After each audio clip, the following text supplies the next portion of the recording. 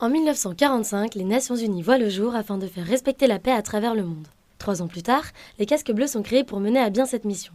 Ce groupe de forces armées est dirigé par le Conseil de sécurité de l'ONU. Les Casques Bleus sont chargés de veiller au respect des droits de l'homme, de mettre en œuvre les accords de paix, assurer la sécurité ou encore réorganiser l'armée et la police. L'accord des participants au conflit est nécessaire pour toute intervention. L'usage de la force n'est autorisé que pour se défendre et protéger les populations civiles. Toutes ces actions engendrent des coûts. Pour couvrir ces dépenses, l'ONU dispose de 6,8 milliards de dollars, soit un peu moins de 0,5% du budget militaire mondial. Depuis leur création, les Casques Bleus ont réalisé 71 missions de maintien de la paix. Certaines de leurs actions se résument à un rôle d'observateur des conflits.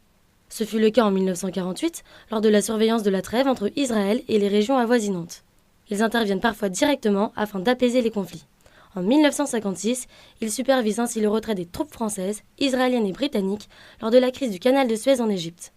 Ils s'impliquent aussi directement dans le processus diplomatique. Après 8 ans de guerre et de négociations, les Casques Bleus obtiennent un cessez-le-feu et des pourparlers entre l'Irak et l'Iran. Ce succès leur vaudra un prix Nobel de la paix la même année, en 1988. Depuis les premières missions, plus de 3700 Casques Bleus ont succombé au service du maintien de la paix, dont 1406 dans les opérations actuelles. À ce jour, les Casques Bleus sont composés de militaires, policiers, officiers d'état-major et observateurs militaires provenant de 124 pays contributeurs. Il y a actuellement plus de 91 000 personnels en uniforme répartis dans 22 missions en cours, dont 14 pour le maintien de la paix.